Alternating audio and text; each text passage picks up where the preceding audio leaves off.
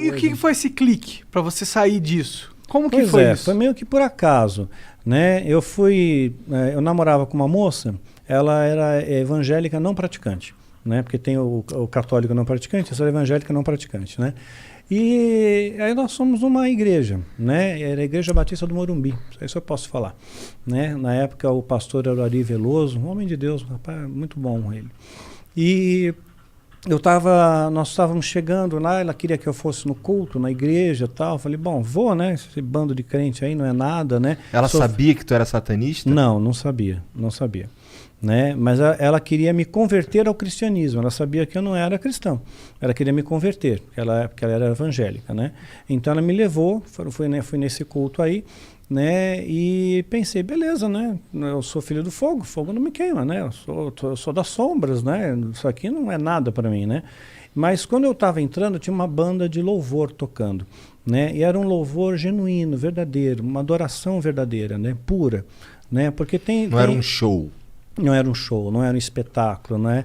Não é como... sabe aqueles louvores mais antigos? Sérgio Pimenta, Guilherme Kerr, né? Nelson Bomilcar, não sei se você conhece. Aí eu já não manjo. Uns bagulho meio harpa cristã? Não, harpa cristã não. Tá. Não, aí é muito bitolado. Tá. Né? Tinha, sim, a bateria, a guitarra e tal. Né? Mas não era um órgão? Não era um órgão. Então era o tal do grupo do Milad, do Nelson. E eles estavam cantando uma música que eu lembro até hoje, a letra, é meu, somente meu, todo o trabalho, e o teu trabalho só descansar em mim. Naquele dia, aquela música, aquela canção, aquelas notas musicais me mandaram pro chão, eu caí. Eu perdi os sentidos ali, somente se eu escutar o som daquela música. Hoje, essa música me mantém em pé. A letra dessa música me mantém em pé, né? Então, caí, perdi os sentidos. De repente, eu abro os olhos assim, tem um cara em cima de mim, urrando no meu ouvido. Qual é seu nome? Qual é seu nome? Fala qual é seu nome. Porque as pessoas acham que você tem que saber o nome do demônio para expulsar o demônio, né? Mas não tem isso, né? Todo demônio se sujeita ao nome, que está sob todo nome, que é o nome de Jesus, né? Então, eu falei meu nome e tudo, e levantei, né? E aquela moça, a família toda ficou toda estarrecida de ver aquilo, né? Falaram que foi uma cena horrível e tudo mais. Eu não vi, né? Mas só as pessoas que... Tu só apagou? Apaguei, né? E não vi o que aconteceu. Aí aquela menina ficou preocupada, falou assim, poxa, eu vou marcar um encontro com ele como pastor. Né? Um pastor, nós demos o nome de Brint no livro Filho do Fogo, mas o nome verdadeiro é Luiz Augusto Zitt, né? E é um homem de Deus, um pastorzão mesmo, coração puro, um homem de Deus. Aí peguei, ela marcou encontro com ele. E aí eu peguei e falei, tá, eu vou fazer um feitiço contra ele, vou fazer ele ficar doente. O lance de tu cair na igreja lá, perder o sentido, ter um cara ali falando contigo ali, isso não te desmotivou de forma nenhuma? Não me desmotivou, não. Fiquei indignado com aquilo. Eu queria entender o porquê. Eu perguntei lá no satanismo, para o sumo sacerdote. Eles falavam que eu não estava pronto para entrar ainda numa igreja. Naquele momento, aquele grupo tinha, digamos, que a gente pode chamar de unção. Né? Aquele grupo tinha. Então, essa unção, ela realmente repudia. Você não tem poder contra isso. Né? Não tem poder contra esse poder. Então, então, todos os feitiços que tu lançava nas lideranças religiosas, os que pegavam era porque os caras eram meio esquisito mesmo. Era meio esquisito. A maioria pegava. 99,9% pegava. Né? Então, porque sempre tinha uma coisa por trás, né? Sempre tinha uma coisa de bastidor. Então, então você ter uma vida reta faz muita diferença, né? E aquele grupo de louvor, eles procuravam ter uma vida reta, né? Eles não são perfeitos, eu não sou perfeito, você não é, ninguém é, só Deus é, né? Mas aí você procura, você se esforça, né, em fazer o bem, né, em ser uma pessoa boa. Então, caí com aquelas notas musicais e marcou um encontro com o pastor. Eu peguei e fiz um feitiço contra ele. Fiz sozinho, né? Chamei o Abraxas e tal, né? Falei, vai lá, causa uma doença nele. Tu chamou o Abraxas nesse dia? Chamei o Abraxas, né? Falei, invoquei ele para causar uma doença nele, uma doença que incapacite dele chegar no encontro, sabe? Não importa o que seja, ele pode ter uma dor de cabeça, sabe? Mas ele não pode chegar no encontro, né? E eu fui ao encontro e ele não foi. Eu esperei umas 2 horas, ele não foi, foi embora. Aí no outro dia eu estou na empresa que eu trabalhava, o presidente satanista, né? Tocou o telefone para mim, né? A secretária passou e era a secretária da igreja e falou, olha, o pastor não pôde ir ao encontro, né? Eu pensei comigo, puxa, não veio ao encontro porque se lascou, né? Eu fiz um negócio aqui. Pois é. Aí ela falou assim, não, sabe o que é? O filho dele sofreu um acidente, né? Que fraturou a perna, tal, né? Mas não foi nada grave, tal. Foi assim, uma brincadeira de criança, tal, acidente doméstico. E falei, poxa, mas não era para ser no filho, era para ser nele, né? E, ok, eu fiz alguma coisa errada, né? Porque o ritual é rigoroso, não pode ter erro, né? Então, marquei o segundo encontro, marquei de novo a segunda vez e chamei mais pessoas para me ajudar. Fizemos o pentagrama, cada um na ponta de um pentagrama, então fizemos com 5 dessa vez. 5 então pessoas. O pentagrama é um símbolo satânico. É um símbolo satânico, sim. Pentagrama invertido especialmente, né? Porque vai encaixar dentro dele exatamente a figura do bode, né? E o bode na Bíblia é o bode de Levítico, né? Um era solto, né, no deserto, né? E o outro era sacrificado. Então, o satanismo, eles interpretam que aquele bode que está lá no centro é o que foi solto, é o que te dá liberdade, né? E há 5 pontos, 5 continentes, né? Onde ele tem o poder e tudo mais, ele faz e acontece, né? Então, tem todo um simbolismo em torno disso, né? Aí, peguei, na ponta do pentagrama foi feito o encantamento, né? Inclusive tem encantamentos feitos com a estrela de Davi também, né? Que é o hexagrama, Uhum. Tem encantamento com o hexagrama também. É um triângulo para cima e um triângulo para baixo. Exato. Tem também, dependendo do tipo de ritual, também usa Mas esse. estrela de Davi não é um símbolo sagrado, não é? Não tem nada na Bíblia que fala sobre isso. É um símbolo antiquíssimo. Você vai encontrar entre os bizantinos, vai encontrar entre os persas, é antiquíssimo, Entendi. sabe? É um símbolo esotérico. E a maçonaria, cara? A Não, maçonaria... peraí, que ele tava no feitiço que ele lançou no Isso, cara. no pastor, boa. no pastor, é. Então, aí o primeiro deu na criança. O segundo chamei esse pentagrama em cada ponta do pentagrama, lançamos o feitiço, né? Esse feitiço foi um pouco mais forte, né? Nós fizemos para causar um dano maior, né? Então, assim, um acidente severo com ele. Mas nesse feitiço aí ainda invoca alguém? Invoca mais de uma entidade. Invocar 2 entidades. Aí foi o Abraxas. Foi o Abraxas e o Azazel. Uma outra Azazel. entidade. Azazel. Uma outra entidade. Esse é de qual? Esse daí qual que é o... Porque assim, Qual o que é a Abraxas... pegada dele? Qual que é a pegada do Azazel? O Abraxas domina São Paulo, estado de São Paulo. Sim. E o Azazel? O Azazel é uma entidade que ele é, digamos, um especialista em causar acidentes, danos, estragos, né? Alguma coisa assim. É tipo um GPS satanista. Ó. Primeiro Isso. você escolhe a localidade, depois você escolhe um tipo de enfermo. É bem isso. Entendi. Então, o que acontece? Aí essas 2 entidades foram invocadas para lançar um feitiço. Lançamos o feitiço. Fui no encontro com o pastor. Passou 1 hora, passou 2 horas, o pastor não foi, fui embora. Pô, lascou, o pastor lascou. Só vou esperar o telefonema, né? No outro dia liga a secretária da igreja para mim de novo. Olha, o pastor não foi em encontro. Falei, eu sei, né? Então, o que aconteceu? Ele bateu o carro. Olha, foi um acidente violento, né? Deu perda total, acabou com o carro do pastor, né? E eu já pensando, onde é que ele está hospitalizado, né? Porque se eu souber o hospital e tiver satanista infiltrado, né? Porque tem muito tráfico de órgãos, muita coisa no meio aí, nesses bastidores. Caralho! Né? Tem.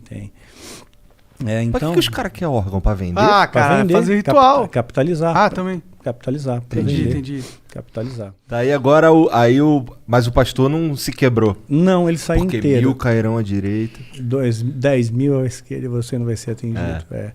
E ele falou, mas aí o pastor não sofreu um arranhão, glória a Deus, né? Fiquei com tanta raiva daquela secretária, vontade de dizer para ela, me dá seu nome completo, data de nascimento, feitiço é para você agora. Voltando ao pastor, lançou o feitiço. Perda total no carro, o cara tá inteiro. Aí eu peguei e falei, não é possível, né? Aí falei com os sumos sacerdotes. E os sumos sacerdotes falaram, realmente, você é filho do fogo, o fogo não queima, isso, aquilo, né? Mexeu com todo mundo. Nós vamos fazer um feitiço, vamos acabar com ele. Vamos oferecer 13 vidas pela vida dele. Eita! Caralho! Ou seja, se ele morresse, 13 vidas seriam ceifadas em ritual, né? Para pagar os demônios. Como se escolhe essas vidas? Olha, alguns se voluntariam, outros pais doam os seus próprios filhos ou sequestro.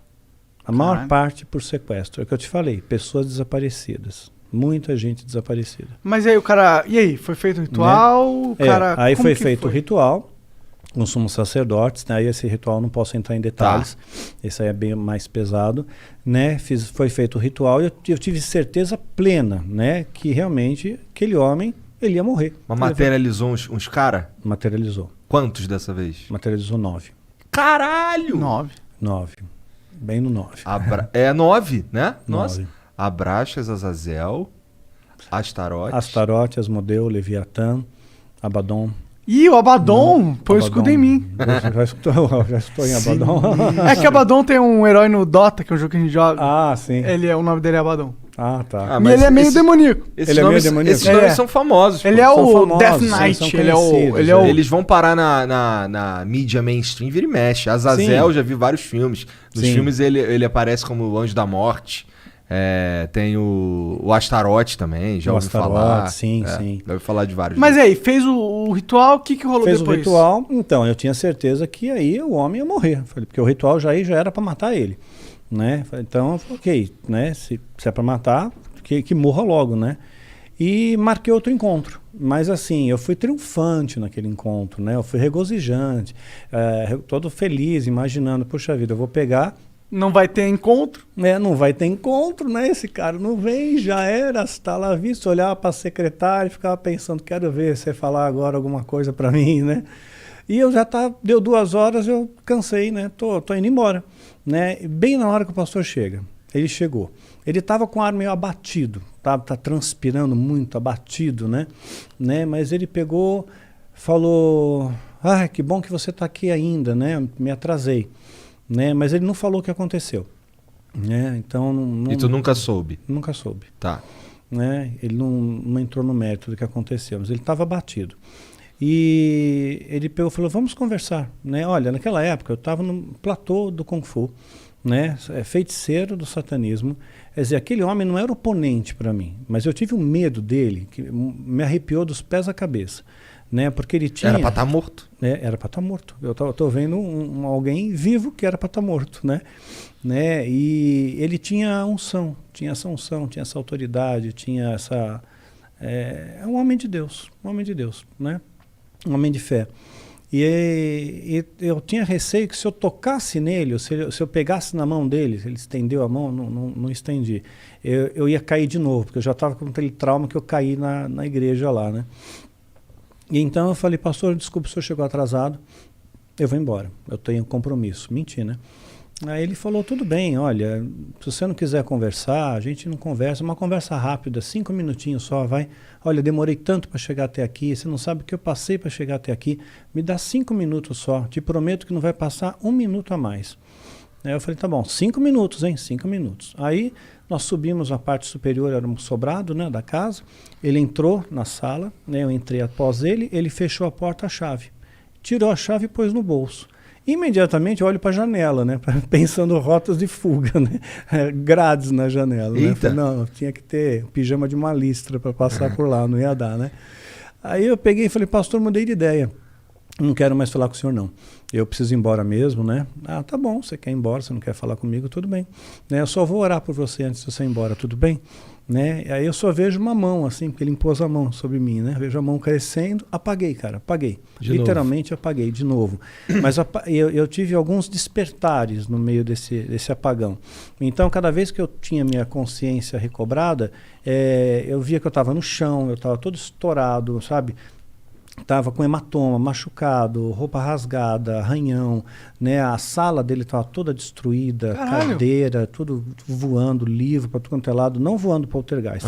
Mas tipo assim, que tava bagunçado, bagunçado. Você se mexeu muito. Eu me mexi, exato. E ele estava calmo, ele estava sereno, né? Falando baixinho, né? Falando, Deus, né? Visita essa vida com teu amor, visita essa vida com teu amor. Eu nunca vou esquecer dessas palavras, né? E de repente, aí apaguei, apagava, voltava. Chegou uma hora que eu voltei, né? E ele me ajudou a levantar, né? Me pôs na cadeira, né? E pegou, falou, tá vendo isso aqui? Falei, tô vendo. Isso aqui nunca mais vai fazer parte da sua vida, né? Porque agora você é uma nova criatura, né? Agora você é de Jesus. Você quer Jesus na sua vida, né? Você quer aceitar Deus na sua vida, né? E eu peguei e pensei, puxa vida, né? Eu acreditava que o diabo era tão poderoso, né? E esse homem ele nem encostou em mim e me derrubou e fez tudo isso, né? E destronou os principados, os demônios mais poderosos contra ele. Então eu falei, eu quero, o Senhor me ajuda, né? Então ele fez aquela coisa de oração, sabe? Repete comigo a oração, tal, fiz. Aí ele me deu um abraço, eu me senti muito acolhido com aquele abraço, mais do que todos os abraços que eu recebi na Irmandade, né? Senti uma paz no meu coração tão incrível, tão indescritível. A Bíblia chama de paz que transcende o entendimento, né? Então senti uma paz, uma serenidade, uma alegria muito grande, né? Que eu nunca tinha sentido na minha vida, né? Então eu saí de lá super feliz, radiante, todo machucado com o corpo, né? Mas feliz por dentro, né? A vontade que eu tinha de pegar um cachorro da rua, bem vira-lata, sabe? Dar um beijo na boca dele, falar, cachorro, Jesus te ama também, né? Maneiro. Né? Aí cheguei em casa, ligaram para mim, teve 2 sacerdotes do satanismo que me incomodaram muito. A gente só não enlouqueceu, eu e minha esposa, porque realmente Deus não permitiu. Tu já estava casado nessa não, fase aí? Né, nessa fase aqui eu namorava. Tá. Né? Namorava com uma outra moça, Tá. não era conhecia essa daí, veio posterior. Tá. Né? Esses sacerdotes começaram desde aquela época, desde a minha conversão. Eu tinha quase 26 anos, eu tinha 25 anos e 8 meses, né, quando me converti. Então, eu conheci a minha esposa com 27. Né? Então, levou Na igreja? Conheci na igreja. Tá. Né? Então, eu não era muito de frequentar a igreja, né? Mas ela estava fazendo um grupo de teatro, né? E precisava de alguém que praticasse algum tipo de esporte, né? Para fazer uma cena lá. E como eu já praticava Kung Fu, eu falei, eu posso fazer uma sequência aí. Aí eu entrei, a gente acabou se conhecendo, namoramos, noivamos, casamos. Entendi. Então... Mas Você estava falando dos sacerdotes que tentaram. que eles fizeram para encher o teu Então, saco? aí eles ligaram para minha casa. Nesse mesmo dia? No mesmo dia. Eu cheguei em casa, passou 1 hora mais ou menos, o telefone tocou, né? E a voz do outro lado era um tal de Taulês, a gente deu o nome de Taulês no livro. E ele pegou e falou para mim, nós avisamos você, satanismo não é para todo mundo, né? Mas uma vez que você entrou, não tem mais volta, não tem mais volta. Amanhã você tem um compromisso conosco, né? E nós vamos buscar você na sua casa. E se você não estiver aí, nós vamos matar a sua família. Caralho! Né? Então, assim, eu não pensei 2 vezes, eu não consegui raciocinar, né? A única coisa que eu pensei, porque eu sabia que ritual que era, né? Aquele ritual era um ritual que eu teria que fazer pela primeira vez, um ritual de sacrifício humano. Então, Por quê? Porque tu estava fraco? Não, para subir de degrau, para virar sacerdote. Né? Então estava marcado, estava me preparando para aquilo, entendendo os princípios, conceitos, aprendendo os rituais, aprendendo o uso das ferramentas, né, que são utilizadas, né? E eu conheci a pessoa, conheci a menina de 9 anos. Os pais doaram a filha, né, para ser sacrificada em troca de poder, de glamour, de beleza e tudo mais. Os pais, a filha era nada. A filha não tinha um vínculo. Eu acho isso inimaginável. Eu também. Inimaginável. Eu não consigo entrar isso na minha cabeça. Mas tem gente que faz isso. Tem pai que estupra o filho. Né? Né? Então, quer dizer, é inacreditável. A maldade existe, né? Maldade existe. Né? Então... eu conversei com a menina, né? Eu lembro de ter olhado nos olhos dela, conversei com ela. Ela estava no preparo, tem uma espécie de jejum, né? E ela, sem entender o que está acontecendo, porque transforma a vida dela, ela é tratada como uma princesa, né? Então, conversei com ela e aquilo ficou na minha cabeça, né? Então eu falei, não, puxa vida, Deus me livrou bem na véspera de fazer isso. Falei, então é para eu não ir mesmo, né? Eu peguei minha bicicleta, eu morava na Pompeia, pedalei até o Parque de Ibirapuera, onde tem o batalhão do Exército. Aí parei com a bicicleta bem lá em frente, falei, quero ver me pegarem aqui em frente ao Exército, né? Tô protegido, né? Mas aí foi caindo a noite, né? E eu fui vendo as estrelas, tal. Passei a noite lá, no gramado, né? Daí sentado. E eu fiz a minha primeira... Essa porra pra lá, cara. Não, soprar pra lá. Pra não jogar fumaça nele. Tá. É vapor. Não, tá, é vapor d'água, tranquilo. Aí o que aconteceu? Eu comecei a ver cada uma daquelas estrelas e comecei a pensar, puxa vida, Deus fez cada uma dessas estrelas, né? Deus fez a grama que eu estou deitado, né? Deus fez todas as coisas. Deus vai me proteger. Aí eu fiz a minha primeira oração sozinho, não sabia orar, né? Eu falei, Senhor, você lembra de mim? Olha, eu sou o Marcelo. Marcelo que se converteu ontem. Lembra lá na casa no Cusite, né? Olha, moro na rua tal, número tal, RG, CPF, grupo sanguíneo, né? Passei os dados para Deus. Aí, eu tenho certeza que os anjos me guardaram naquele dia. Foram anjos que se acamparam ao meu redor. Porque a Bíblia fala que os anjos se acampam ao nosso redor. A gente não tem ideia do que é isso, né? Um anjo de Deus, um anjo, derrotou um exército de Senaqueribe. 185 mil homens. Um anjo. E Deus dá ordem para esses anjos acamparem ao nosso redor. Então a gente não tem ideia da proteção espiritual que a gente tem, né? Quando você realmente tem Deus no seu coração. Então, foi o que salvou aquele pastor, né? Foi o que salvou aquele pastor, com toda certeza. Mas você tem que ver a história dele. Eu vou contar até o fim, se você permitir. Claro. Né? Então, ela está descrita no final da série Filho do Fogo, no livro Catedral das Sombras. Né? A primeira história é a história dele. Né? Eu tenho no celular até, depois eu te mostro fora, né? Para te mostrar um detalhe, né? Para não expor a pessoa. Tá bom. Mostrar a sombra atrás dele, o tamanho do demônio que estava atrás dele. Né? Então, o que aconteceu?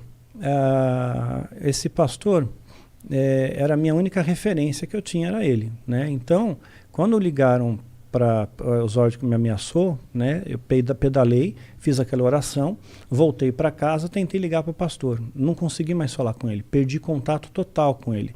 Ele não está mais na igreja, ele saiu, ele não trabalha mais aqui. Né, perdi contato e fiquei em desespero, porque ele era a única referência, era o meu esteio, né? Falei, como é que eu sozinho vou lutar contra uma organização, uma seita, um monte de gente que se protegem, podem me sequestrar, podem me sacrificar, vão me cremar, vou virar pó e sumo, simplesmente desapareço, né? Então, o Zordko falou aquilo para mim. Né? No dia seguinte, que seria o dia que eles teriam que vir me buscar, eu também não fiquei em casa, né? Saí também, né? Para eles não me acharem, e nada aconteceu com a minha família, né? Ainda pedi para Deus guarda a minha família. Não ia contar para minha mãe, se vier uns caras estranhos aqui e tal, né? Eu não falei nada. Tua família também não sabia que tu curtia essas paradas? Não sabia. Tá. Sabia que eu saía, né? Que eu dava umas sumidas às vezes, né? De uma semana, mas era normal, né? Falei, vou passar uns dias lá com a minha alma gêmea, né? Com a fulana lá. De certa forma ia mesmo, né? Ia mesmo, né? Então... Só não era alma gêmea, mas tudo bem. Não era alma gêmea. Quando você descobriu que ela não era alma gêmea? Na verdade, você vê uma incompatibilidade, né? Você tem muita ilusão. Se a pessoa fala muito em cima da sua cabeça, aquela pessoa é só alma gêmea, olha só como que como que não é, né? E era uma moça bonita, né? Então, até hoje ela é uma moça bonita. Né? Só que ela continua contato ainda não? Não. Ela continua no satanismo, ela não saiu. Ela continua lá até hoje. Né? E aí, minha esposa nunca permitiu que eu evangelizasse. Né? Por motivos óbvios. Né? Se for alguém para evangelizar, não vai ser você, filha da puta. Você não, né? Você não, né? Mas aí o pastor que tu nunca mais achou, como é que foi? Então, aí não achava mais o pastor. Mas eu estava com receio também da retaliação deles, né? Da Irmandade. Pegar tua família, pá. Pegar minha família. E fiquei pensando na menina, né? Então, de repente, eu peguei e fiz uma oração sincera com Deus. No mesmo local que eu fazia meus rituais. Na casa da minha mãe tinha um porão. Eu fazia muitos rituais lá. Então lá eu peguei todas as coisas minhas e rituais, tudo que eu tinha, livro, anotações, né, as parafernálias lá, né, pus fogo em tudo, destruí tudo, me desfiz de tudo. O livro que tu destruiu era um livro de feitiço? Era um livro de feitiço, mas assim, eu copiei, você não pode levar para casa. Tá, era um livro que você escreveu copiando? Copiando, você faz trabalho de copista. Tá. Né, então eu tinha alguns livros, né? Que eu tinha copiado pelo menos partes, não o livro inteiro, mas partes. Então tinha minhas anotações. Então queimei tudo, destruí tudo. É extensa a biblioteca? É extensa, bastante. Qual que é o livro mais assim que você pegou? Caralho, esse livro aqui... Deve ser aquele que ele falou, né? Qual mesmo? Não lembro. Eu também não lembro o nome. Tem um dos mais poderosos da alta magia, que eles consideram, é a clavícula maior de Salomão. Sim. A clavícula menor, né? E a chave de Salomão. Você falou que esses não são muito verídicos. Não. Esse daí é o que você vê você compra isso. Né? Mas tem um livro verdadeiro com o mesmo nome, né? Que é o original mesmo, que é diferente. Porque Salomão, Você sabe que Salomão ele deu uma desviada, né? Sim. Com essa história. Então, mas se você lembra bem da história, 1 Reis 10:14, fala que Salomão recebia todo ano 666 talentos de ouro, 666, que é o número do diabo. Né? Um talento é ouro pra caralho, né? 34 quilos. É ouro pra caralho. 34 quilos. Naquela época ele era um bilionário. Bilionário, sim. Né? E esse número... De quanto tempo?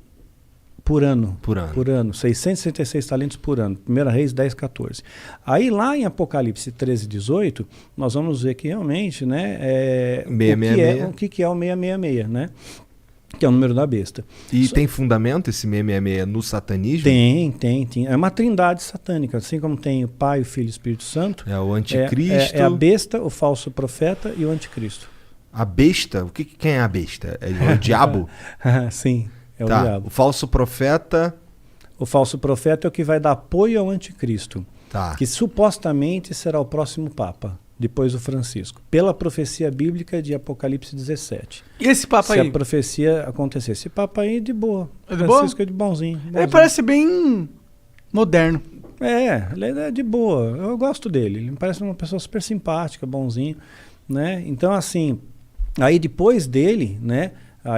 O próximo Papa vai ser aquele que vai dar o apoio ao anticristo, né? Pela profecia bíblica de Apocalipse 17, que fala do 8º rei. Né? Então, assim como o Vaticano se transformou teve poder de Estado, né? Em 19 de fevereiro de 1929. 19 de fevereiro de 1929.